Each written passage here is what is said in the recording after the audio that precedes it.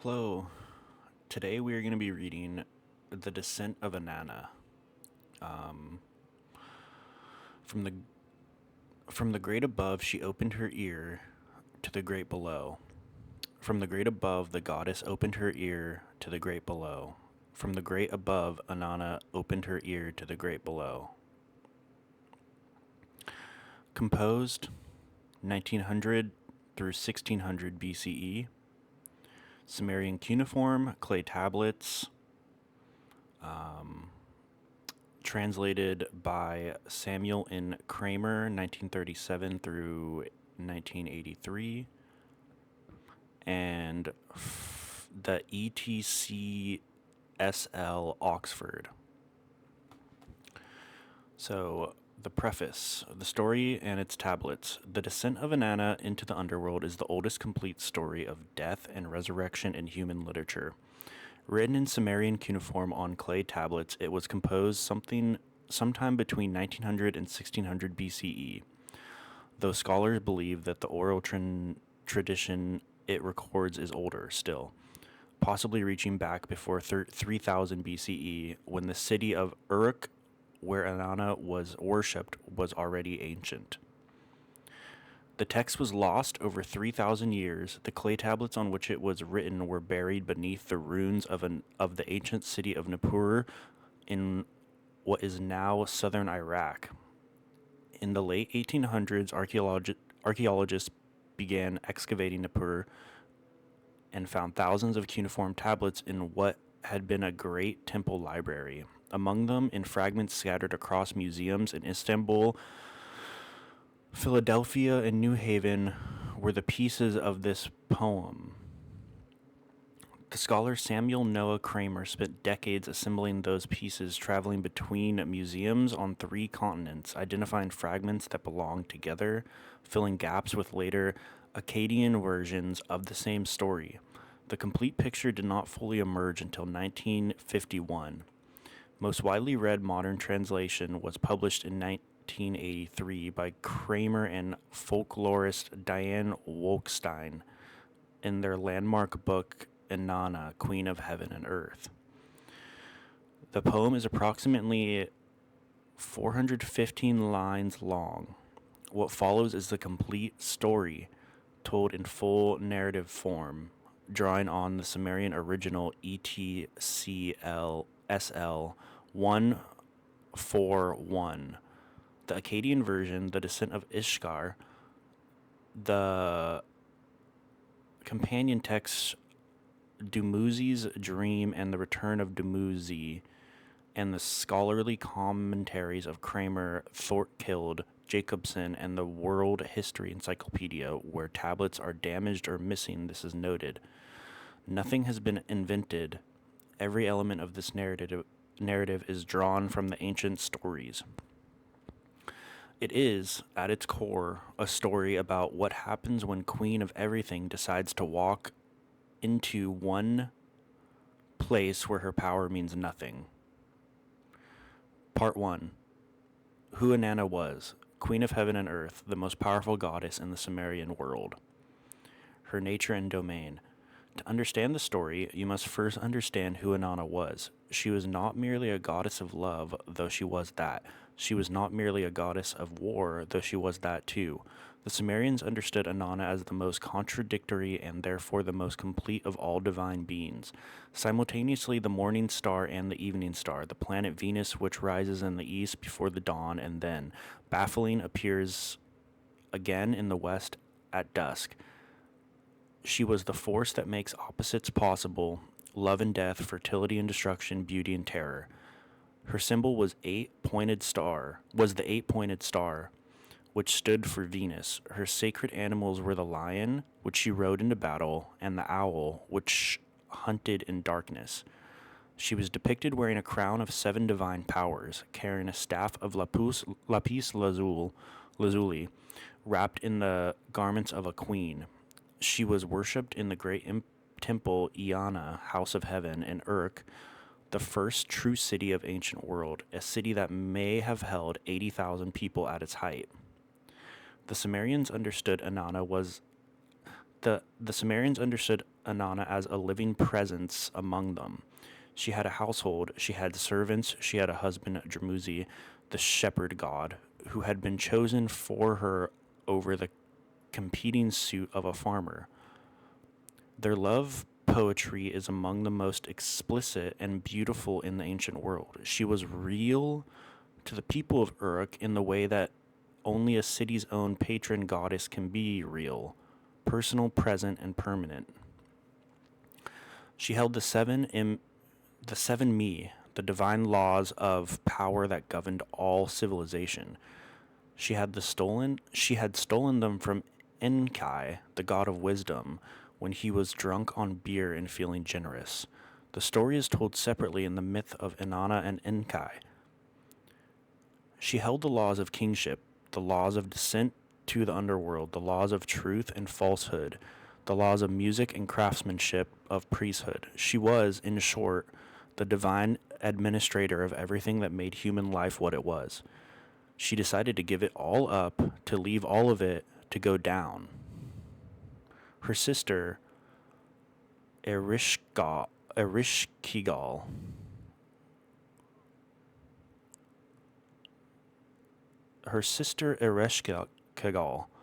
Inanna had a sister where Inanna ruled the great above. Where Inanna ruled the great above. Ereshkigal ruled the great below.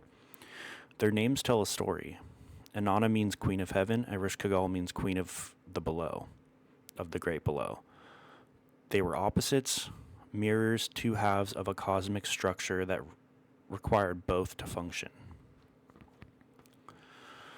Ereshkigal is one of the most powerful and neglected figures in ancient literature. She lived in the underworld not as a punishment, but as a queen by right. The great below was her domain, the land of no return. The house of dust, the realm of the dead where feathers like the realm where the dead wear feathers like birds and eat clay and dirt. Nothing grew there, no light reached it. It was the place that everything alive would eventually come, whether it wished to or not. She had been placed in the underworld at the beginning of time, in some versions against her will, carried off by the great dragon Kur. She was powerful and terrible and lonely. She wept constantly. The ancient sources describe her as perpetually in mourning, her body unwashed, her hair loose and tangled. When the text speaks of her, it is always with a kind of awed respect, she who cannot be appealed to, she whose law cannot be undone. Her husband, Gugalanan,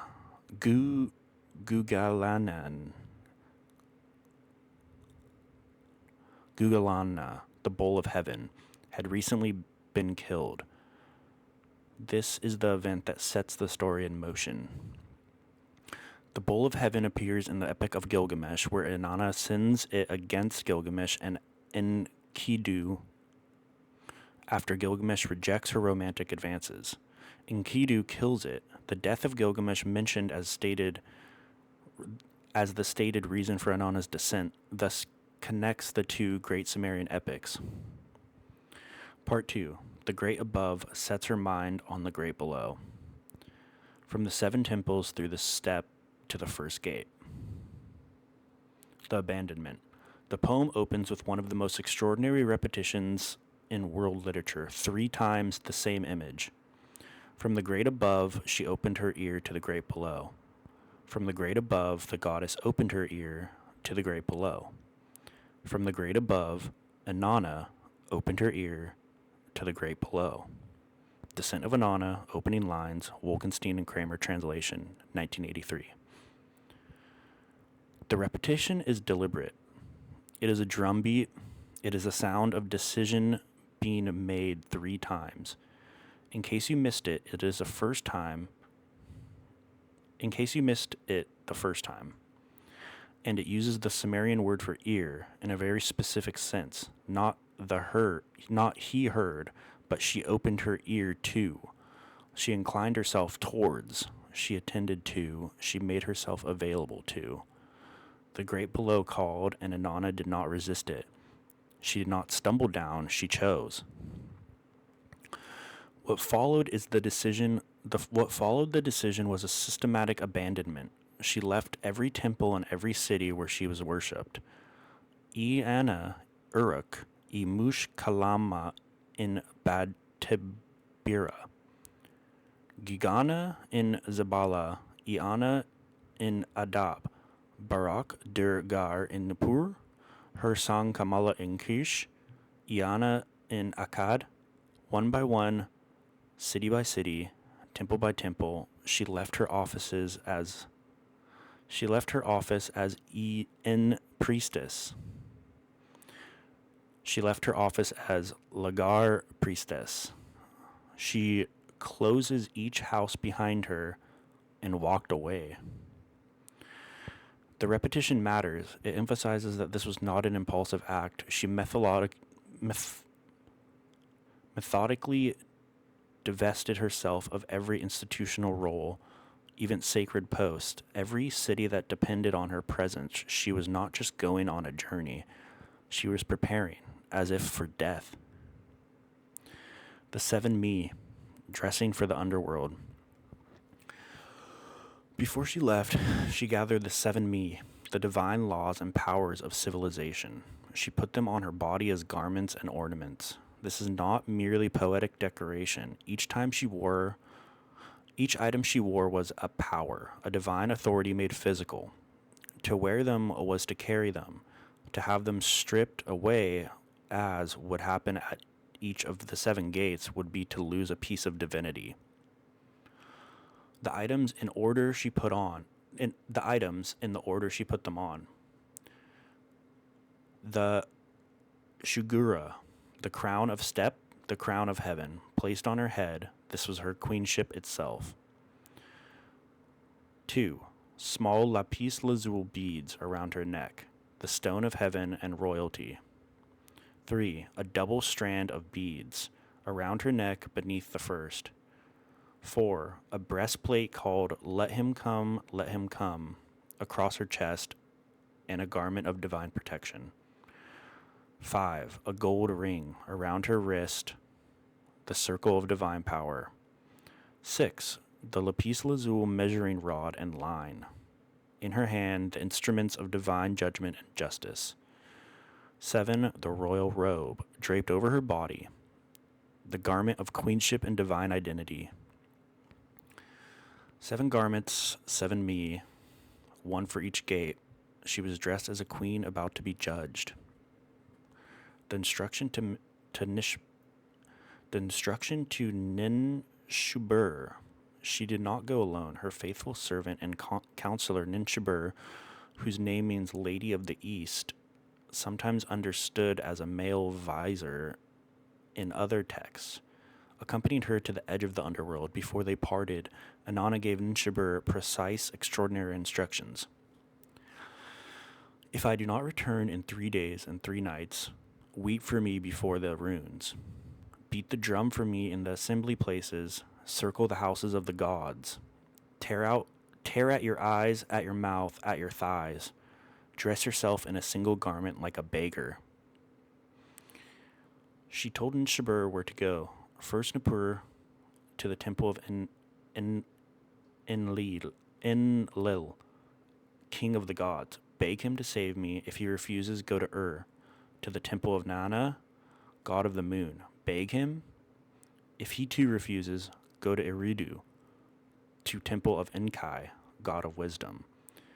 He knows the food of life. He knows the water of life. He knows the secret of returning from death.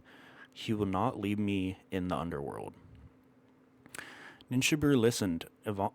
Inanna repeated the instructions word for word, making sure nothing was forgotten.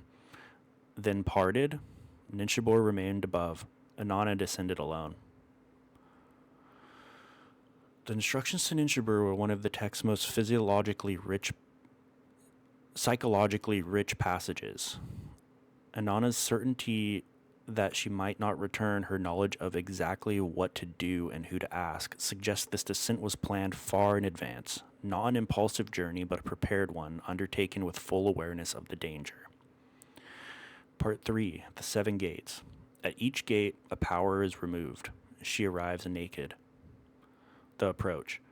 Inanna described to Kerr the underworld, also called the Great Below, the Land of No Return, the House of Dust, the realm of Ereshkigal. She arrived at the outer gate and knocked. She knocked not loudly. She identified herself to the gatekeeper, Nettie. "Open the door, Nettie. Open the door. Let me enter." Nettie, the chief gatekeeper of the underworld, asked who she was. She named herself Inanna, Queen of Heaven. On her way to the east, Inanna, Queen of Heaven. On her way to the east, Nettie pressed her further. Why had she come to the land of no return, the road from which there is no way back? She gave her reason. She had come to witness the funeral rites of Gugulanana,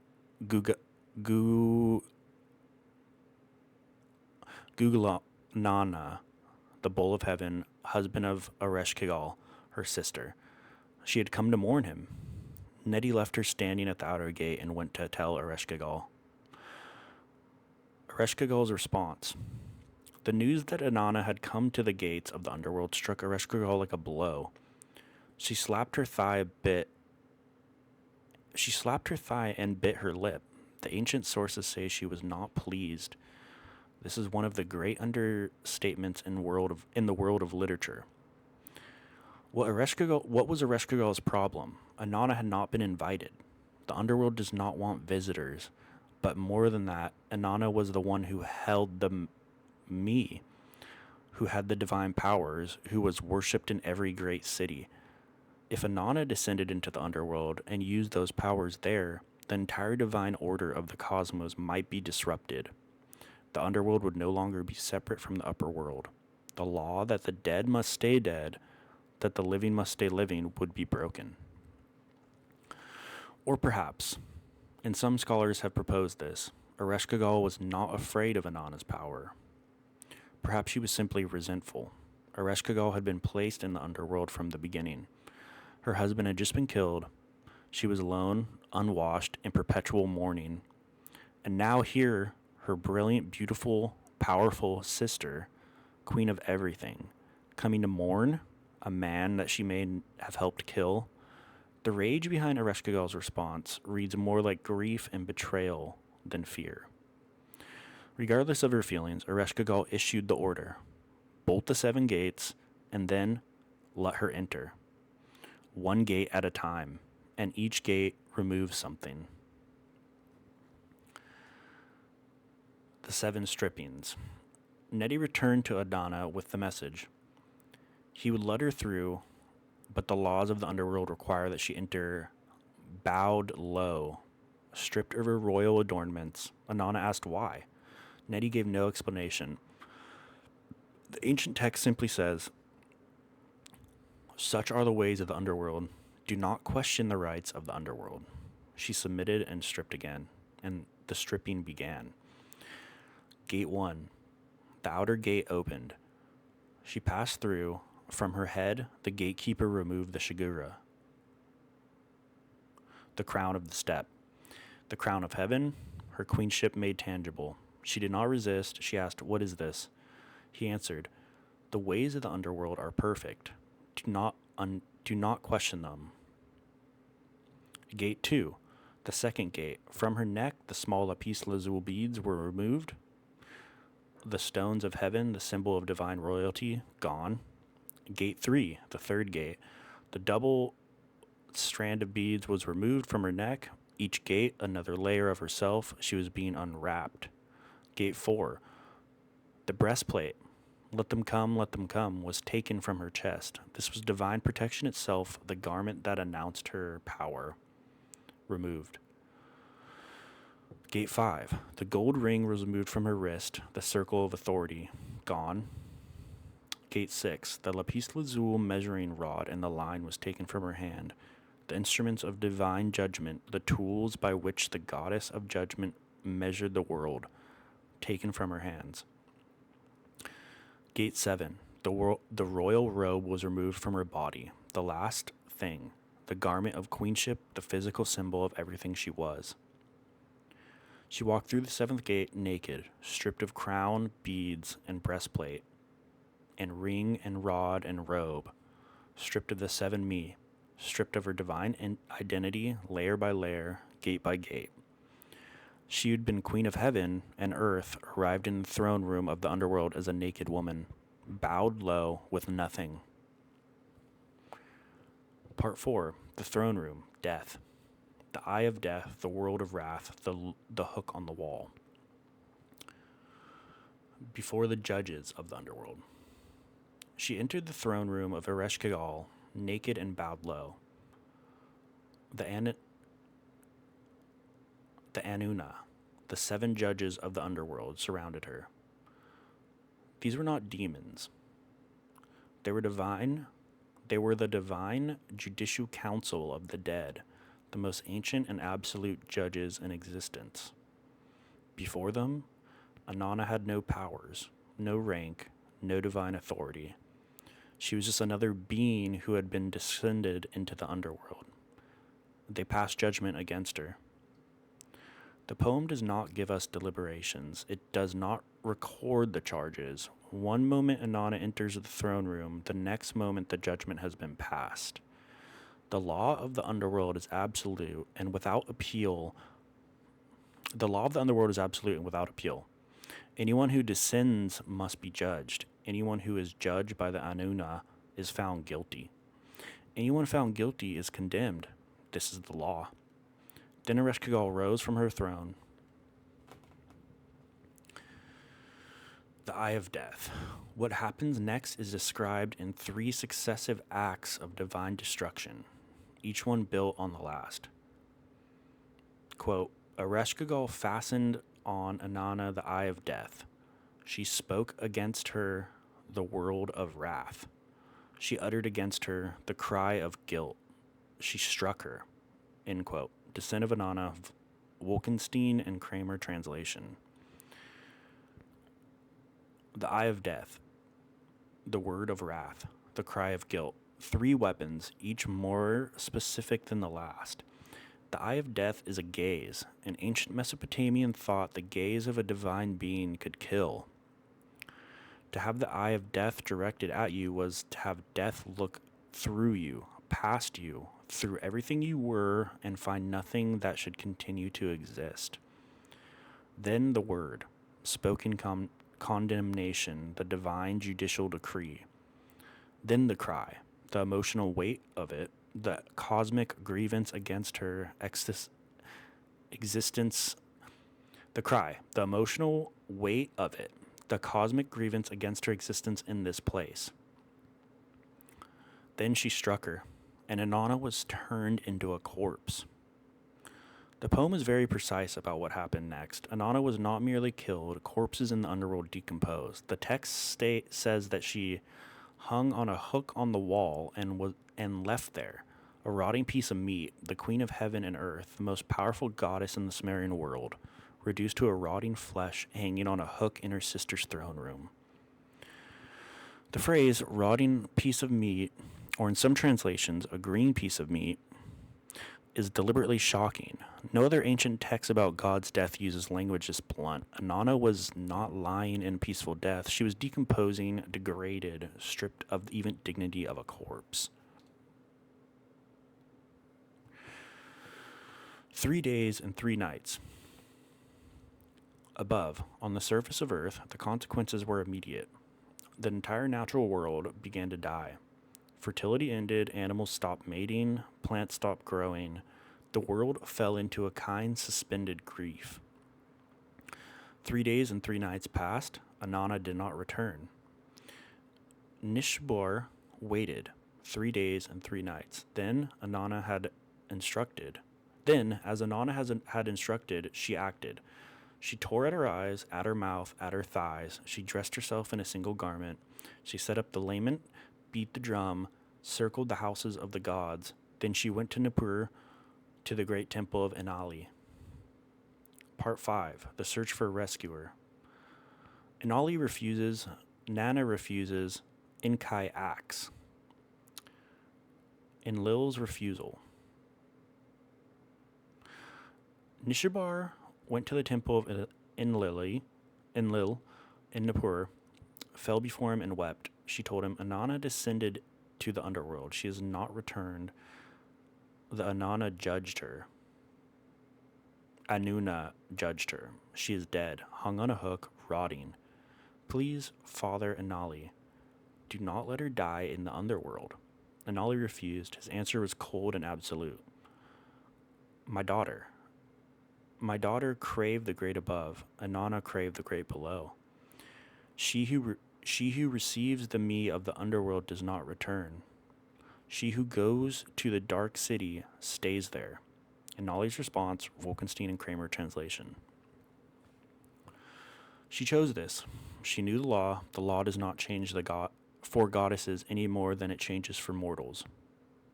And Lil turned away. Nana's refusal. Nishabar went to to the temple of Nana, the moon god. She told the same story. She begged the same plea. Nana refused, the same words, the same law. She knew the ways of the underworld. She descended of her own will. She who goes down does not return. 2 gods, 2 refusals. The cosmic machinery was clear. The law of the underworld is absolute. Even the Queen of Heaven, once she has descended and been judged, belongs to the underworld forever. Enkai's response. Nishabur went to Irudu, to the temple of Enki, the god of wisdom, deep water. She told her story for the 3rd time. She fell in the dust at his feet. Enki was distressed. The text says he was pained. He did not refuse. He did not cite the law. He did something very different. He thought. He looked at his fingernails. He scraped dirt from under one fingernail. From that dirt, he fashioned a creature called the Kugara. He scraped the dirt from under another fingernail. From that dirt, he fashioned a creature called the Galantur. The Kugara and Galantur were strange beings. The text describes them as neither male nor female, sexless, between categories. They were creatures that could pass through cracks and gaps. They would not trigger the underworld's attention in the way a living being might, because they were barely beings at all. Enki gave the Kugara the food of life. He gave the Galantur the water of life. He told them, go to the underworld. You will find Ereshkigal in pain, moaning. Suffering, she will be making a sound like a woman giving birth. When she moans, moan with her. When she says, oh, my insides, say, oh, your insides. When she says, oh, my outside, say, oh, your outside. She will be comforted. She will offer you gifts. She will offer you rivers of water. She will offer fields of grain. Refuse both. Ask only for the rotting corpse hanging on the hook. Sprinkle it with the food of life and then the water of life. Inanna will rise. Enkai's instructions to the Kugara and Galantar are one of the most sophisticated pieces of psychological strategy in ancient literature. He does not send warriors or divine emissaries. He sends empathetic mirrors, beings whose entire purpose is to reflect Ereshkigal's pain back to her. The implication is that Ereshkigal, in all her terrible isolation, simply needs to be heard. Part 6. The Rescue. Sympathy in the House of Dust. The Kugara and Galantur descend. Ereshkigal weeps. Inanna rises. The Kugara and Galantur in the underworld. The Kugara and Galantur entered the underworld like flies through the cracks of a house. They made no noise. No gatekeeper challenged them because they triggered no law. They were not alive in the way that required stripping. They went like water through stone. They found Ereshkigal. She was sitting on her throne moaning. The ancient text says she was moaning like a woman in labor. The pain of the underworld queen was the pain of perpetual unleashed birth, perpetual grief, perpetual transformation that never completes. Her hair was matted against her head like leeks. She moaned, "Oh, my insides." The Kugara moaned, "Oh, your insides." She moaned, "Oh, my outside." The Galantur moaned, "Oh, your outside." She mirrored her. They mirrored her, syllable for syllable, and something shifted. Ereshkigal stopped. She looked at the small creatures. She had not been heard before, not once, in all the long, dark ages of her reign. No one had ever simply sat with her pain and reflected back on it. The queen of the great below, the most feared deity in Sumerian world, was confronted by two genderless creatures made of fingernail dirt. The offer of gifts. Grateful, Ereshkigal offered them rivers of water. They refused. She offered them fields of grain. They refused. They asked only for the rotting corpse hanging on the hook. She had no legal ground to refuse. They had not descended alive in a way that required a substitute. They had asked only for what was already dead. She gave them Inanna's corpse.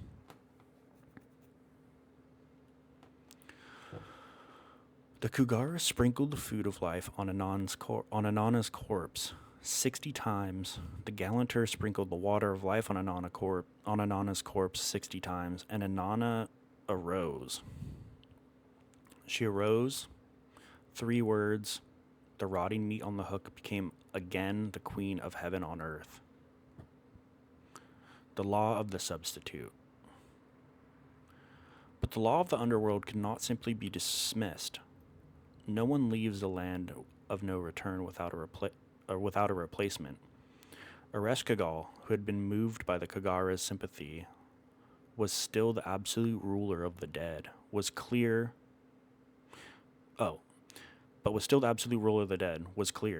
Inanna could not ascend alone.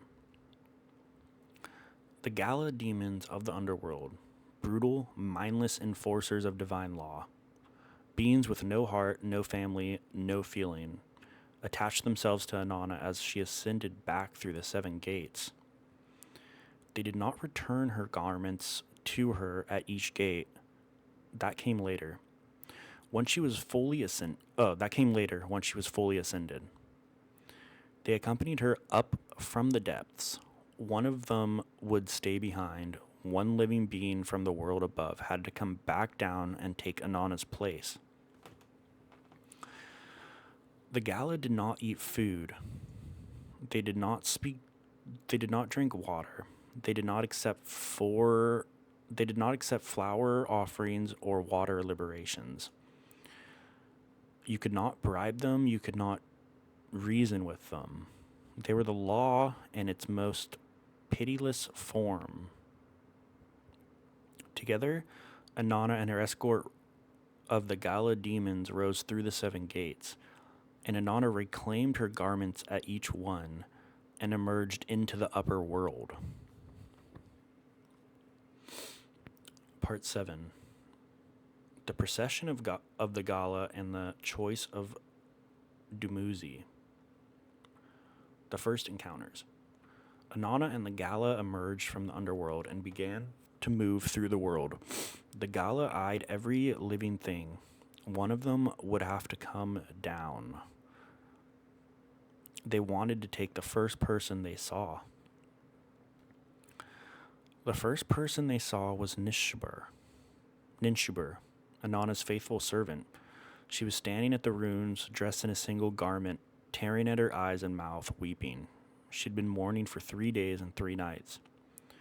The Gala moved toward Ninshubur. "We will take her," they said. Inanna stopped them. No. Ninshubur is my loyal friend, my constant support, my warrior. She mourned for me, she wept for me, she begged the gods for my life. I will not give her to you." They continued. They came to the city of Umma, to the temple of Shara, one of Inanna's sons. He was in the dust, in mourning clothes, weeping. The Gala moved toward him. Inanna stopped them. "No, he mourned for me. I will not give him to you." They went on. They came to the city of Abad Tibira, to the temple of Lulal, another of Inanna's sons. He too was in sackcloth in grief. The Gala moved toward him. Inanna stopped them again. Then they came to Kara, Inanna's beautician, who had also been mourning, dust-covered and weeping.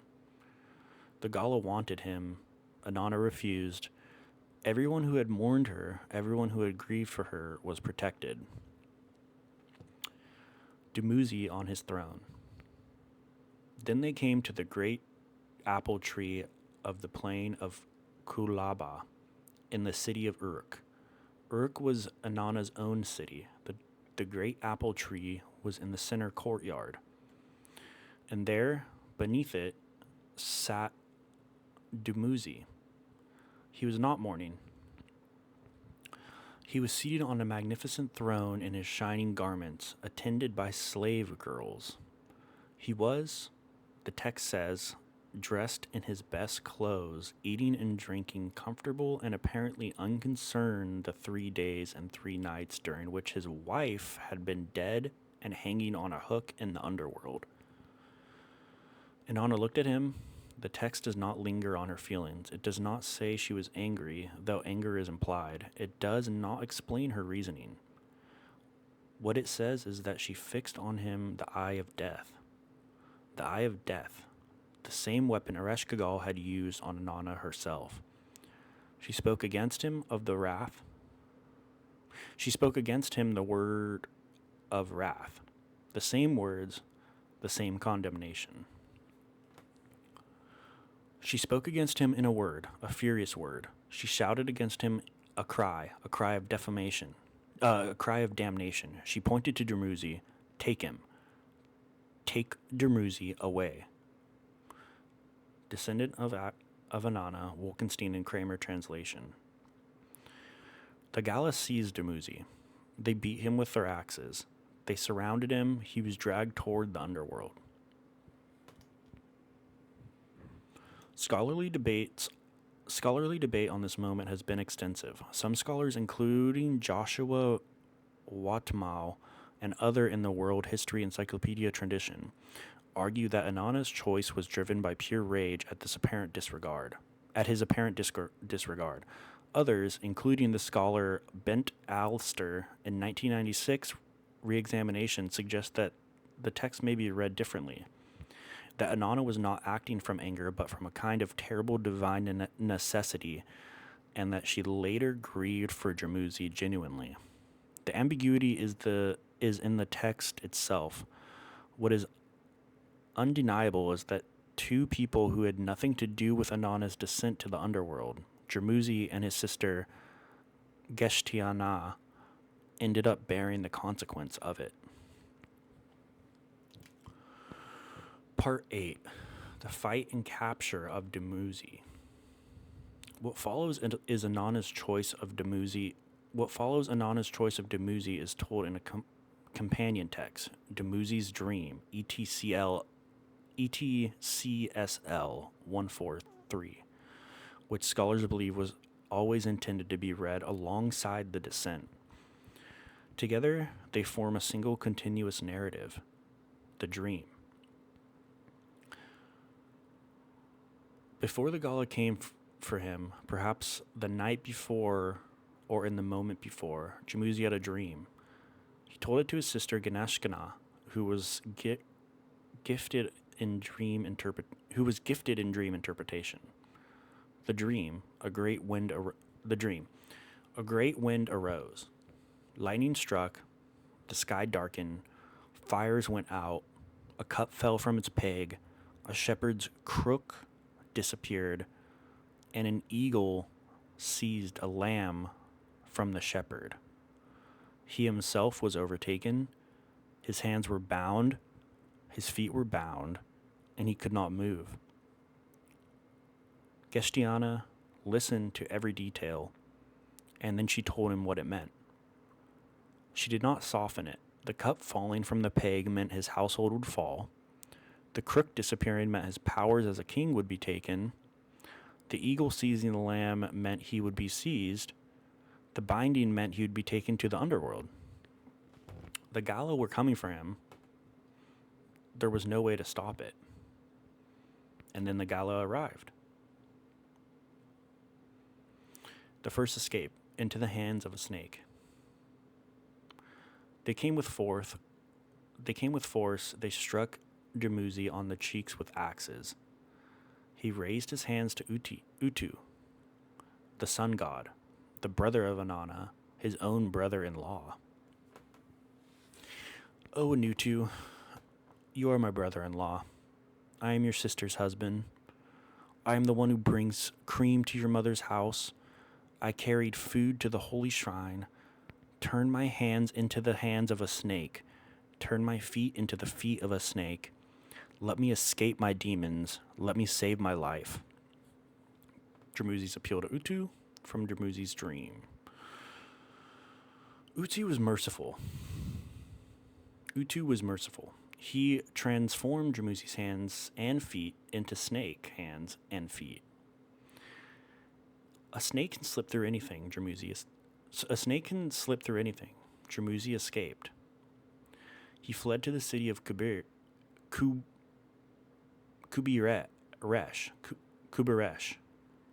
He fled to the city of Kubaresh. The Gala followed him there.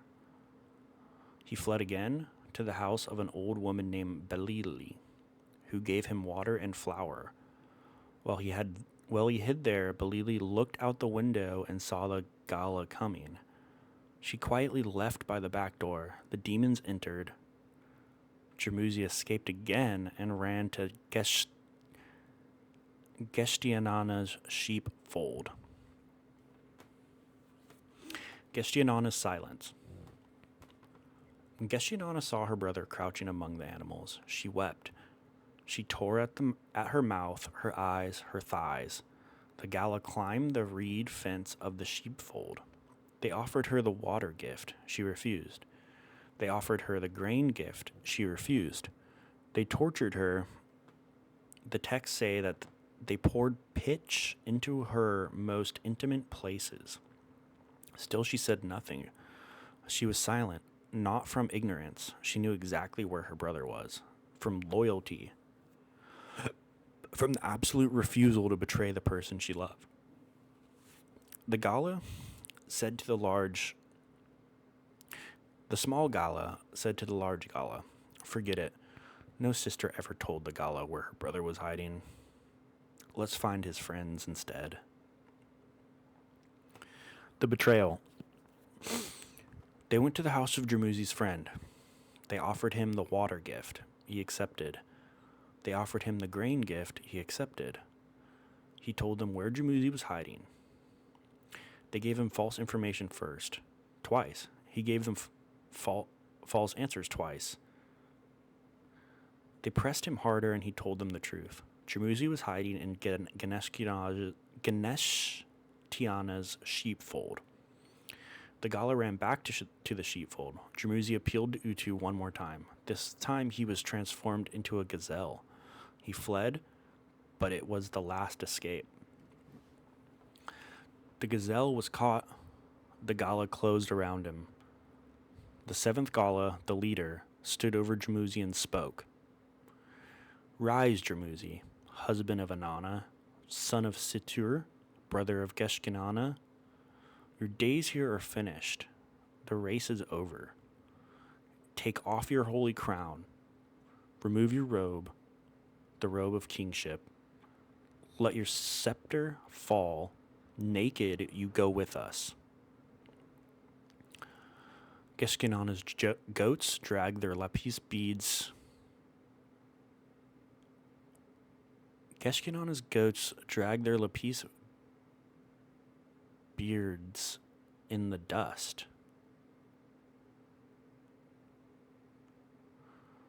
Geshtianana's goats drag their lapis beards in the dust. There was no sound but the wind of Geshtianana's weeping. The sheepfold was given to the winds. Dumuzi was gone. Part 9. The Lament and the Fly. The morning. A lament went up over the land. The grief spread from city to city, from town to town. Three women mourn Dumuzi with a completeness that the poem treats as a very pattern of grief, as the very pattern of grief. Geshkinana, his sister, who had refused to betray him, who had been tortured in silence, who wandered the streets of Uruk crying, "Where is my brother? I would confront him. I will comfort him. Where is Dumuzi? I will go to him. I would share his fate." Situr, his mother, went to the steppes of the grasslands he used to wander with his flocks and play a reed pipe. She found the slain wild bull. She touched his face. "My child," she said, the face is yours, but the spirit is gone."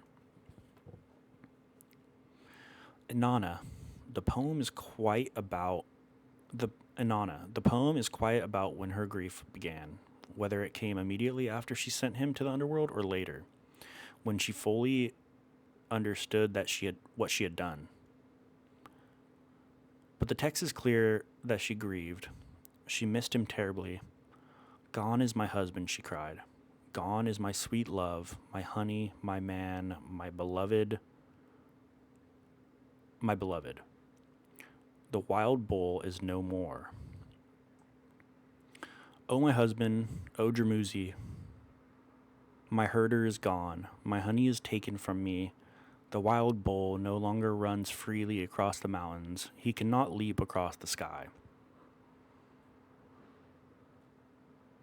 Three women grieved together until their grief itself became unbearable, until there was no more energy even for grief, and silence fell. They did not know where Dumuzi's body was. The underworld had taken him and given no location. The fly. Then a fly appeared. It circled in the air above Inanna and Geshkinana. It flew into Inanna's ear and spoke. "If I tell you where Dumuzi's hiding, what will you give me?" Inanna said, "If you tell me, I will let you go wherever you wish. I will let you dwell among the beer halls of the taverns. I will let you be among the words of the wise ones. I will let you dwell among the songs of the minstrels." The fly told her. It directed Inanna and Ganeshkanana to the edge of the steppe, to the place called Arali. They went together and found him there, Dumuzi, weeping. The fly, as a guide, is one of the strangest and most beautiful elements of the entire myth. The creature that circles corpses, the creature associated with death and decay, is the one that knows where the dead are. The fly has access to the underworld knowledge precisely because it lives on the boundary between life and death. Inanna rewards it with access to human social space, the tavern, the conversation of the wise, the songs of musicians. It is an origin myth for why flies are everywhere humans gather. Part 10. The resolution, half the year each. The final decree. Inanna took Dumuzi by the hand. She looked at him, weeping at the edge of the steppe, stripped of his crown and robe, caught and punished for the crime of not mourning her. She held his hand and she changed the decree. "You will go to the underworld for half the year. Geshkinana will go for the other half, as she has pledged to share your fate. On the day that you are called, you will be taken. On the day that she is called, you will be set free." Inanna's final decree from the return of Dumuzi. Geshkinana had not been asked. She had not been descended to the underworld for any crime of her own. She had refused to betray her brother. She had mourned. She had offered herself in his place, and so, without her having explicitly agreed to the particular arrangement, though the texts say she had pledged to share his fate, the cosmic calendar was restructured around her sacrifice. From that day, Dumuzi spent half the year in the underworld. When he was gone, nothing grew, animals did not mate, the earth was dry and barren and silent. The hot, dry summers of Mesopotamia were Dumuzi's absence. the shepherd god in the land of no return, weeping at Arali. The people mourned him every year in the rites performed across the land, especially in the month of summer that bore his name, Tammuz. When Geshe-Inanna descended to take his place, Dumuzi returned. The rains came, the grass grew, the sheep multiplied. The world was green again. This was spring and autumn, the god of rain and the goddess of the vine, cycling through the earth, one alive while the other dwelled below. What the poem does not explain. The poem ends with a brief coda, praise to Ereshkigal, not to a brief coda, praise to Ereshkigal, not to Inanna, not to Dumuzi, not to Ereshkigal, not to Dumuzi, to Ereshkigal. Holy Ereshkigal, great is your renown. Holy Ereshkigal, I sing your praises. This ending has troubled scholars and delighted others. It is not a praise to the heroine who descended. It is not a praise to the husband who was taken. It is a praise to the one who sat in the dark and wept, whose husband was killed, who wielded the law with absolute ruthlessness, and who, when two small creatures made of fingernail dirt came and simply said, "Oh, your insides," was moved enough to give back what it asked. The poem does not explain why Inanna descended. The text says she went to attend Gugalana's funeral rites, but scholars note that she went armed with the 7 me, as if she intended to challenge Ereshkigal's power. The Yale tablet discovered in 1942 shifted the entire scholarly understanding. Inanna was not looking for Dumuzi in the underworld. She descended before Dumuzi was even a factor. Why? The text will not say, and perhaps that is the point. The underworld does not explain itself. The great below simply is. It calls, and the wisest and most powerful and most divine among us are not immune to its call. Inanna opened her ear to it. And everything that followed, the 7 strippings, the hook on the wall, the fingernail dirt creatures, the fly at the edge of the step, the half-year cycle that became the seasons, all of it flowed from that one impossible, inexplicable moment when the Queen of Heaven decided to go down. Afterward. The echo of Inanna through the ages. The Descent of Inanna is older than the Hebrew Bible by over 1,000 years. It is older than Homer by over 1,000 years. It is older than any Greek myth about death and resurrection. The older that any Egyptian text older than any Egyptian text about Osiris in his final form, older than the Orphic gold tablets. It is the first. And yet, everything that came after it wears its shape. Persephone descends to the underworld in Greek myth. Daughter of the goddess of grain, taken against her will, forced to spend half a year below. Explaining the seasons, the structure is identical, the roles shifted. Orpheus descends for his dead wife and almost succeeds. Jesus descends into the depths and rises again. The harrowing of hell in Christian tradition, Christ's descent beneath his death and resurrection, walks through the same conceptual territory as the 7 gates. Even the Prophet Muhammad, Isra and Miraj, the night journey ascent through the 7 heavens, moves through a structure of 7 thresholds that inverts Inanna's descent, upward instead of downward, divine empowerment at each stage instead of stripping, ending in divine presence instead of death. This story, the descent through gates, the stripping of identity and power, death in the deepest place, resurrection through divine intervention, substitution of a beloved, the seasonal cycle and return, is the most durable narrative structure in human history. We've been telling it in one form or another for at least 5,000 years. The tablets themselves. The story you've just read was assembled from over 50 separate clay tablets excavated from the ruins of Nippur between 1889 the mid 20th century. 1889 and the mid 20th century. No single tablet contains the complete story. The story was pieced together over decades by scholars traveling between Istanbul, Philadelphia, New Haven, and Chicago, identifying fragments that fit together, filling gaps with later Akkadian versions, arguing over single words in a language dead for over 2,000 years. The tablets themselves are between 3,600 and 3,900 years old. Some are in the collection of the University of Pennsylvania Museum of Archaeology. Some are in the Archaeological Museum of Istanbul. One crucial 94-line tablet was at Yale University, and its discovery in 1942 changed the entire understanding of the story's structure. The Oxford Electronic Text Corpus of Sumerian Literature, ETCSL, which ran from 1997 to 2006 before losing funding, provides the most complete modern scholarly translation. The most readable literary version remains the 1983 Wolkenstein-Kramer translation.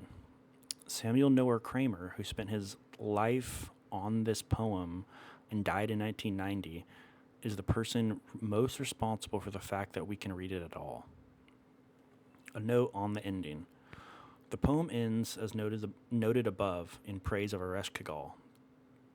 The World History Encyclopedia's scholarly analysis by Jan van der Krabben makes an argument worth closing with.